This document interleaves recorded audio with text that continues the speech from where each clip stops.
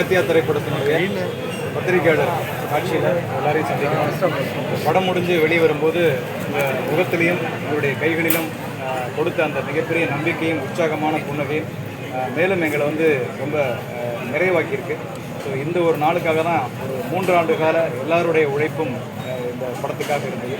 So Wales நிறுவனத்தினுடைய doctor Ishari Ganesh அவருடைய தயாரிப்பில் இன்றைக்கி வந்து அகத்தியா ப்ரீமியர் ஷோ போயிட்டு இருந்தது. அங்கேயும் எல்லாருமே ரொம்ப ரசித்தாங்க. ஃபேமிலிஸ், கிட்ஸ், நிறைய குழந்தைங்க எல்லாருமே வந்திருந்தாங்க. ஸோ எல்லாருமே படம் ரொம்ப பிடிச்சிருக்கு அப்படின்னு சொன்னாங்க. அதே மாதிரி இங்கே வரும்போது பத்திரிகை ஊடக நண்பர்கள் எல்லாருமே ரொம்ப மகிழ்ச்சியாக தங்களுடைய வாழ்த்துக்கள் தெரிவிக்கும் போது ரொம்ப மனநிறைவாக இருந்தது.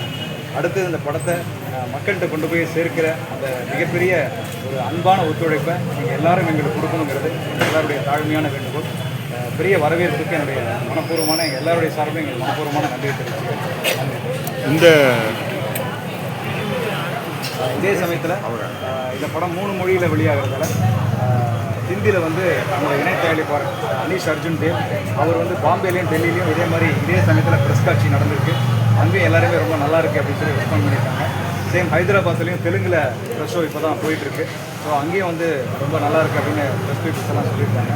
ஸோ எல்லாருடைய அந்த ஊடக நண்பர்கள் தான் முதல் ரசிகர்கள்னு சொல்லுவாங்க. ஸோ அப்படி இந்த இடத்துல எங்களுக்கு அந்த முதல் வரவேற்பே ரொம்ப பாசிட்டிவாக இருக்கிறதால நாளை தினம் மிக நல்ல அற்புதமான ஒரு வெற்றியின் தினமாக அமையும் நான் நம்புகிறோம். ஸோ உங்களுடைய எல்லாருடைய ஆதரையும் வேண்டி விரும்பி கேட்டுக்கொள்கிறோம். இங்கே வந்திருக்கும் அனைவருக்கும் என்னோட வணக்கத்தை தெரிவிச்சுக்கிறேன். உண்மையிலே ரொம்ப சந்தோஷமாக இருக்குது ரெஸ்பான்ஸை பார்க்கும்போது. ஸோ இந்த படத்தோட முழுக்க போகிற இந்த கிரெடிட் வந்து பார்த்துட்டிங்கன்னா பாவஜி சாருக்கும் தீபக் அவர்களுக்கு தான் போய் சேரும். ஸோ இந்த படத்தில் வந்து பாவஜி சார் வந்து ஒரு டைரக்டராக மட்டும் இல்லாமல் ஒரு கதை ஸ்டோரி ரைட்டராக மட்டும் இல்லாமல் ஒரு ஆர்ட் டைரக்டராக மட்டும் இல்லாமல் ஒரு மார்க்கெட்டிங் ஹெட் மட்டும் இல்லாமல் இந்த படத்தில் முழுக்க இன்ன வரைக்கும் இப்போ இந்த ப்ரெஸ் மீட் பண்ணும்போது கூட அவர் வந்து லாஸ்ட் மினிட்டில் கூட அந்த மெட்டீரியல் அமைச்சிக்கிட்டு அந்த எனக்கு தெரிஞ்சு லாஸ்ட் மினிட் வரைக்கும் சின்ன அந்த கரெக்ஷன்ஸ் மக்கள்கிட்ட போய் நல்லபடியாக போய் ரீச் ஆகணும்னு சொல்லி ஃபுல் எஃபோர்ட்டோடு இந்த படத்தை கொடுத்துருக்காரு. இதில் வந்து நாங்கள் வந்து ஒரு 30-40 டேஸ் தான் நாங்கள் வந்து நினச்சோம். பட் எங்களுக்கு வந்து எங்களோட பங்களிப்பு வந்து அந்த ஷூட்டிங் ஸ்பாட்டோடு முடிஞ்சுது. பட் அதுக்கப்புறம் பார்த்துட்டிங்கன்னா இந்த படத்தில் வர இந்த லாஸ்ட்டில் வர இந்த கிராஃபிக்ஸ் காட்சிகள்லாம் வந்து கிட்டத்தட்ட ஒரு 1 இயர் அவ்வளோ நுணுக்கமாக வச்சு ஃபுல்லாக ஒர்க் பண்ணியிருக்காரு. ஸோ உண்மையிலே அவருக்கு வந்து பாவஜி சாருக்கும் மற்றபடி அவங்களோட ஹோல் டீமுக்கும் நான் இந்த ப்ரெஸ் மீட் மூலமாக நான் நன்றி சொல்லிக்கிறேன். நானே இப்போ தான் படத்தை வந்து இந்த கிளைமேக்ஸ் ஃபுல்லாக அந்த லைக் சின்ன டப்பிங்கில் சில போர்ஷன்ஸ்லாம் பார்த்துருந்தேன். பட் இங்கே ஃபுல்லாக படத்தை வந்து ஒரு மக்களோட போய் பார்க்கும்போது உண்மையிலே மன நிறைவாக இருக்குது. அந்த சாங்கும் சரி, அந்த ஆர்ஆரும் சரி, யுவன் ரொம்ப அழகாக இந்த படத்துக்கு இசையமைச்சிருக்காரு. அண்ட் எல்லா நடிகர்களும் ரொம்ப உண்மையாக உழைச்சிருக்காங்க. ஸோ இது ஃபேமிலியோடு பார்க்க வேண்டிய ஒரு நல்ல ஒரு மெசேஜ் உள்ள ஒரு படம். அதில் ஒரு பெஸ்ட்டான விஷயம் என்னென்னா இந்த சார் வந்து இந்த படத்தில் வந்து அந்த 7 கிரகங்கள் வந்து சேர்ற மாதிரி ஒரு விஷயம் வந்து படத்தில் வந்து எதாச்சியாக அமைஞ்சிருச்சு. ஸோ அதுதான் நாளைக்கு 28 அன்னைக்கு உண்மையிலே நடக்குது. ஸோ அது படத்தை வந்து பார்க்கும்போதும் இந்த நிகழ்வு நடக்கும்போதும் உண்மையிலே அது வந்து எங்களுக்கு வந்து ஒரு பெரிய பிளெஸிங்காக நான் நினைக்கிறோம். ஸோ ஐம் ஷுர் இந்த படம் வந்து என்னோட கெரியரில் ஒரு முக்கியமான ஒரு படமாக இருக்கும். ஸோ நான் அவர் கேப்டன் ஆஃப் த ஷிப், நாங்கள் வந்து ஒரு பேசஞ்சர் மாதிரி தான் கூட இருந்து அவருக்கு சப்போர்ட் பண்ணியிருக்கோம். ஸோ இந்த படம் வந்து இந்த எல்லா டெக்னீஷியன்ஸும் உண்மையிலே உழைச்சிருக்கிறாங்க. ஸோ அவங்களுக்காக போய் இந்த படத்தை நீங்கள் பார்த்து சப்போர்ட். அதற்கான ஒரு மீட்டெடுக்கிற அல்லது அதை நினைவுபடுத்துகிற ஒரு முயற்சி தான் இந்த கதைக்களத்தினுடைய கான்செப்டாக இருந்தது. ஸோ அதை வந்து நம்ம இன்னும் ஜனரஞ்சகமாக சொல்கிறதுக்காக கொஞ்சம் ஹாரர் ஃபேண்டசி அப்படிங்கிற மாதிரியான ஒரு அலங்காரம் அதில் தேவைப்பட்டது. ஸோ அப்படி வந்து நம்முடைய மரபை மீண்டும் இந்த மண்ணிலிருந்து நினைவூட்டுவதற்கான ஒரு படமாக தான் இந்த அகத்தியா இருக்குது. சித்த மருத்துவம் அழிஞ்ச மாதிரி நிறைய நம்மளுடைய வரலாறுகள் அழிஞ்சிட்டு இருக்கு. அடுத்து வரக்கூடிய படங்கள் அது மாதிரி அழிவெல்லாம் நோக்கி படம் ஆக்குவீங்களா? கண்டிப்பாக சார். இந்த படத்திற்கான அங்கீகாரம், நீங்கள் கொடுக்குற அந்த உற்சாகம் மீண்டும் அடுத்த கதைக்களங்களில் இது மாதிரியான நம்மளுடைய தொன்மை வரலாறு அல்லது தொலைந்து போன அந்த சரித்திர வரலாற்றுகளை திரைவடிவுபடுத்தணுங்கிற ஒரு ஊக்கம் கண்டிப்பாக கிடைக்கும். நிச்சயமாக சார், அந்த ஆடியோ ரெக்கார்டு அதெல்லாம் ரிசர்ச் பண்ணலாம். கலைஞர் வசனத்தை படமாக்குனாரு. திருமூலர்னு அவங்கெல்லாம் நம்பான ஒரு விஷயத்தை அந்த இயக்கத்திலேருந்து வந்து எடுத்துக்கிறாங்க. அந்த எவ்வளோ தைரியம் இந்த படத்தில் பேப்பர்லேயே காட்டியிருக்கீங்க. அது சும்மா புக்கு நான் சொல்றது திருமூலர் யாரு? திருமூலர் எழுத்தாங்களா இல்லையா? சிரிக்காதீங்க, உண்மையை சொல்லுங்க. திருமூலரை இந்த அரசாங்கம் ஏத்துக்குதா? சார் திருமூலரை நான் ஏற்றுக்கிறேன். அதைத்தான் சொல்றேன். நீங்க ஏத்துக்கிறீங்க, நாங்க ஏத்துக்கிறோம். இது வந்து தமிழ் சித்த மருத்துவங்கள் பூரா இந்த நீங்க சொல்ற மாடல்களால் அழைக்கப்பட்டு வருது. சித்தர்களே திருமூலர்களை நாங்கள் ஏற்றுக்கிறோம். அவங்கள பெருமைப்படுத்துறதுக்கு இந்த படைப்பினுடைய நிறைவுலேயே பார்த்தீங்கன்னா சித்தர்கள் அத்தனை பேரையும் கொண்டு வந்துருக்கோம். ஸோ அது வந்து ஒரு நல்ல ஒரு முயற்சியாக அந்த வரலாறு இருக்கு பார்த்தீங்களா? ஆமாம், இந்த வரலாறுலாம் ரொம்ப வேகமாக போயிடுச்சு. டைட்டிலாம் படிக்க முடியல. நாங்கள் இதுவே 10 தான் இருந்தோம். இந்த 2 பேரும் முடியாட்டாங்க. எதுக்கு சொல்கிறேன்னா, நீங்கள் வந்து ஒரு மாடலை கொண்டு வந்துருக்கோம். எப்படின்னா தமிழ் அந்த மாடலில் இருந்து மாறி தமிழில் கொண்டு வந்துருக்கவங்க. அதுக்காக உங்களுக்கு நிச்சயமாக உச்சி பாராட்டுறீங்க. ஏன்னா ஒரு காலத்தில் நீங்கள் அப்படி இருந்தீங்க, இப்போ மாறிட்டீங்க. சந்தோஷமா இருக்கு. ரங்கநாதனே சொல்றது எனக்கு ரங்கநாதரே சொல்ற மாதிரி இருக்கு. சார், அண்ணா வந்தது பாதி படத்துக்கு அப்புறம்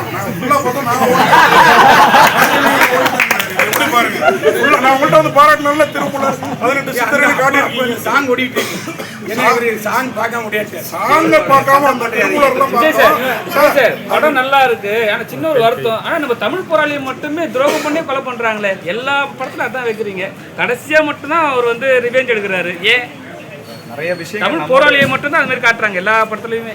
இல்லை, நம்முடைய வரலாற்று ரீதியாக நம்முடைய போராளிகள் எல்லாமே அப்படி ஏதோ ஒரு விதத்தில் வஞ்சிக்கப்பட்டு தண்டிக்கப்பட்டவங்க தான். மற்றபடி தொடர்ச்சியாக அவர் வந்து உத வாங்கிட்டே இருக்காரு.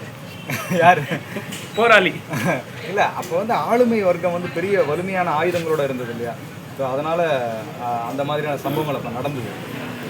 சார் டைரக்டர் சார், அது மாதிரி சைவத்தை உயர்த்தி வைணவத்தை கொஞ்சம் தாழ்த்தி இருக்க மாதிரி தெரியுது. ராதாரவி கேரக்டர் வைணவம் தானே, சித்தர்கள் எல்லாம் சைவம். ஏதாவது உள்நோக்கம் இருக்கா? இல்லை ஐநூறுகளே இருக்காங்க சித்தர். நீங்கள் போய் கோயிலில் பாருங்க, இந்த 18 சித்தர்களும் சைவம் தானே சித்தர் இருக்காங்க சார். இந்த 18 சித்தர்களும் சைவம் தானே. ராதாரவி கேரக்டர் வைணவம். 18 சித்தர்களே பாதி பேர் வைணவர். ஏன் பேசுறாரு? அண்ணா அப்படி வைக்க மாட்டாங்க.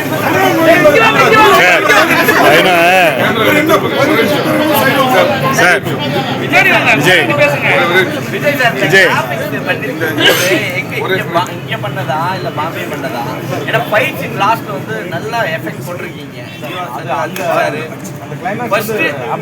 ஷூட் பண்ணிட்டீங்களா? ஃபைட் எடுத்துட்டு அதுக்கப்புறம் கிராஃபிக்ஸ் போட்டு? ஆமாம் சார், முதல்ல வந்து ஜீவா சார், அர்ஜுன் சார், அந்த எட்வர்டு 3 பேரையும் வச்சு ஸ்கேன் பண்ணி ஒரு 3D மாடல் கிரியேட் பண்ணாங்க. ஸோ அதுக்கப்புறமா சண்டை காட்சியை தனியாக கணேஷ் மாஸ்டர் வந்து கொரியோகிராஃப் பண்ணார். அதை எடிட் பண்ணி அதுக்கப்புறம் திருப்பியும் நம்ம வந்து அதை சிஜி ஒர்க் கொடுத்து இவங்க அந்த ஃபைட்டில் வர்ற ட்ரெஸ் வரைக்குமே 3D மாடல் பண்ணது, ஹேர் எல்லாமே 3D மாடல் பண்ணி அதை வந்து அந்த அப்ராடில் இருக்கிற கம்பெனி வந்து அந்த டாக்டர் ஸ்ட்ரேஞ்சர் போன்ற படங்கள்லாம் பண்ணவங்க. ஸோ அந்த எஃபெக்ட் அப்படியே வேணும்னு கேட்டு இந்த ப்ரொடியூசர் அதுக்கான பெரிய செலவு பண்ணுறதுக்கும் அவங்க வந்து ரொம்ப விரும்பி அதை ரொம்ப பேஷனாக பண்ணார் கணேஷர்.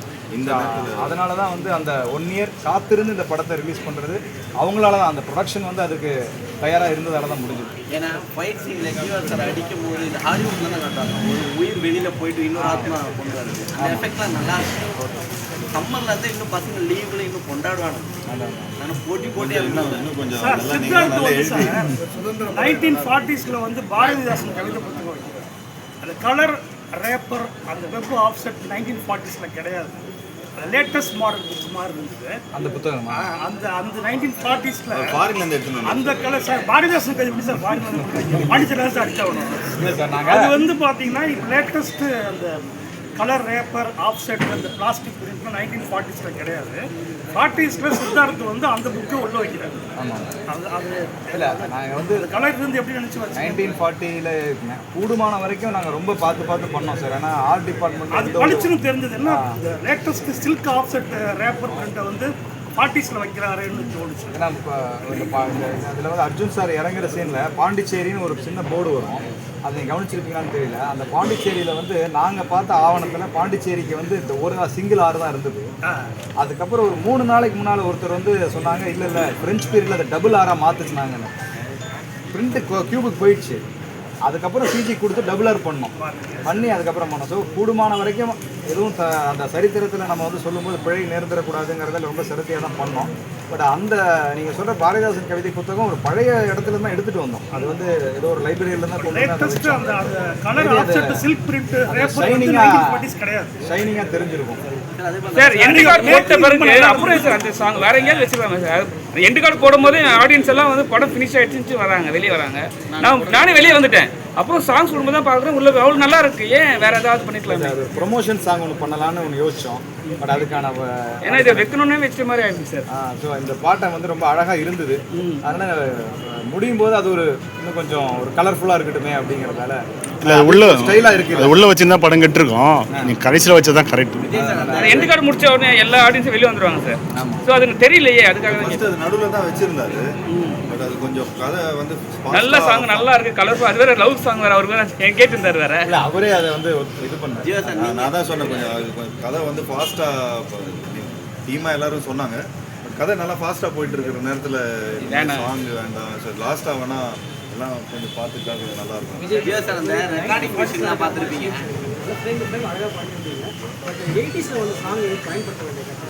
சார் அது எதுக்காக பண்ணோம்னா சார், அந்த செகண்ட் ஹாஃபில் பர்டிகுலராக அர்ஜுன் சார் போர்ஷனில் ஒரு பெரிய ஒரு அந்த ஒரு 4 நிமிஷத்தில் நிறைய கதை சொல்கிறோம். அதாவது அர்ஜுன் சார் வந்து அந்த மருந்தை உருவாக்குறது, அவருக்கும் அந்த பொண்ணுக்கும் இடையில இருக்கிற ஒரு அன்பான ஒரு காதல் உருவாக்குறது, அவர் வந்து வெளிநாடு ஃபாரினுக்கு போகிறதுக்கான தயாரிப்பு நடக்கிறது, இதுக்கிடையில் அந்த வில்லன் அவருடைய குரூப்பில் சில தயாரிப்பு நடக்குது. இப்படின்னு ஒரு நிறைய லேயர்ஸாக கதை சொல்கிறோமா. இவ்வளவு கதைகளையும் ஒன்றா சொல்லும்போது அந்த இடத்துல நமக்கு பார்வையாளர் பார்க்கும்போது எங்கேயும் லேக் வரக்கூடாதுன்னா நமக்கு ஏதாவது ஒரு புல்லிங் ஒரு எலிமெண்ட் தேவைப்படுது. அப்போ அது வந்து ஒரு ராஜா சாருடைய பாட்டுங்கும் போது அது எல்லாருக்குமே ரொம்ப, அதுவும் பழைய பாடல் அவருடைய 80s பாட்டு வந்து நம்ம ரொம்ப கனெக்ட் பண்ணுவோம். எனக்கு அந்த வரிகள் இருக்குல்ல, அந்த எண்ணினிய பொன்னிலால் இருக்கிற வரிகள் இருக்குல்ல, அது இசையை எவ்வளோ முக்கியமான கங்கை மரன் சாருடைய அந்த லிரிக்ஸில் குறிப்பாக அதை கவனிச்சிங்கன்னா தெரியும். அது காதலியை நோக்கி பாடுற மாதிரியே இருக்காது, இயற்கையை பாடுற மாதிரியே இருக்கும். ஆனால் அது காதலிக்கும் பொருந்தும். ஸோ இந்த கதை களத்துலேயும் அவர் வந்து ரொம்ப அதிகமான காதலும் இருக்காது, ரொம்ப ஒரு மேலோட்டமானதாக இருக்கும். ஆனால் பாட்டு வந்து ரொம்ப சுவாரஸ்யமாக நகரணுங்கிறதால அந்த லிரிக்ஸ் வந்து எனக்கு அது ரொம்ப பொருத்தமாக பட்டுச்சு. அதனால் அந்த பாட்டை நாங்கள் விஜய் சார் அந்த ரெக்கார்டிங் மிஷின் ஒன்று காட்டுறீங்க. அதெல்லாம் அதே உண்மை சார். அதெல்லாம் அப்போ வந்து அப்படி தான் ரெக்கார்ட் பண்ணாங்க. அதுக்கான லைப்ரரியிலிருந்து அந்த மிஷினை வந்து நம்ம எல்லா பார்ட்டையும் கேப்சர் பண்ணி அதுக்கப்புறம் அது ஆர்ட் டைரக்டர்கிட்ட கொடுத்து அதை ரெடி பண்ணோம். ஜியோ சார் அதே மாதிரி உங்களுக்கு ஈக்குவலாக அர்ஜுன் சாருக்கும் முக்கியத்துவம் இருக்குது. என்ன சொல்ல போனால் அந்த காதல் போர்ஷன் அவங்களுக்கு ஜாஸ்தியாகவே இருக்கிற மாதிரி எப்படி ஒத்துக்கிட்டீங்க? ஒரு நல்ல படைப்பு, தமிழர்களை பெருமைப்படுத்துகிற படைப்புக்காக இது ஓகே அப்படின்னு ஒத்துக்கிட்டீங்க சார்? அவர் எங்களுக்கு முன்னாடி அவர் வந்து லவ் பண்ணியிருக்காரு. ஹீரோ அவர் எங்கள் காலத்து ஹீரோ இல்லையா? ஆமாம், நாங்களும் அதே டைமில் தான் சார் படம்லாம் பார்த்துருக்குறோம். இன்னும் ஒரு 5-10 வயசு தான். வாழ்த்து. Thank you sir. அவர் சீனியர் சார். இன்ஃபேக்ட் நான் வந்து அவரோட பேர் தான் ஃபஸ்ட்டு போட சொல்லியிருந்தேன். அகத்தியா வேற மாதிரி ஒரு துணி வரும், அகத்தியன்னு பட்டு போட்டுக்கலாம்ல. அம்மா கூப்பிட்ற மாதிரி சார், அகத்தியா அப்படின்னு கூப்பிட்றாரு. அது வந்து சார் அந்த அம்மா வந்து அவங்க அகத்தியான்னு கூப்பிடுறாங்க இல்லையா, அதை வந்து தலைப்பாக்கலாம் அப்படிங்கிறது தான் அதனுடைய நோக்கமாக இருக்குது. நீங்கள் கடைசியில் இப்போ அகத்தியன்னு இப்போ அகத்தியர்னு படமே வந்திருக்கு. நீங்கள் தமிழை பெருமைப்படுத்துறதுனா அகத்தியன்னு வச்சிருக்கலாமே அப்படிங்கிறத என்னுடைய கேள்வி. இல்லை அதான் அதுக்கு என்னுடைய நோக்கமாக என்ன இருந்ததுன்னா, அந்த அம்மா வந்து அவனை அகத்தியான்னு கூப்பிடுவாங்க. ஸோ அதை வந்து பிரதிபலிக்கிற மாதிரி இருக்கட்டும், அந்த கடைசியில் கூட அகத்தியா அப்படின்னு அவங்களை கூப்பிடுவாங்க.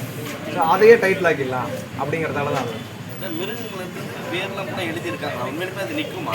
ஆமாங்க சார், யானை வணங்கி வேறு இப்பயும் இருக்குது. நீங்கள் கூகுளில் கூட சர்ச் பண்ணலாம். இல்லை காமிச்சா அது அடங்கிடுமா? மதம் வந்தால் கூட கேட்கலாம். இது அப்படி தான் சொல்கிறாங்க. யானை வணங்கி வேறால் ஒரு யானையவே கட்டுப்படுத்த முடியும். இது மன்னர்கள் வந்து உபயோகிச்சிருக்காங்க. மன்னர்கள் வந்து மேலே பராக் போகிறாங்கல்ல, அப்போ வந்து அவங்க ஒரு சேஃப்டிக்காக யானை வணங்கி வேற வந்து வச்சுட்டு தான் போவாங்க. சார் அந்த பாகன் வச்சிருப்பாங்களோ அதுலேயே அந்த வேர் இருக்கும்.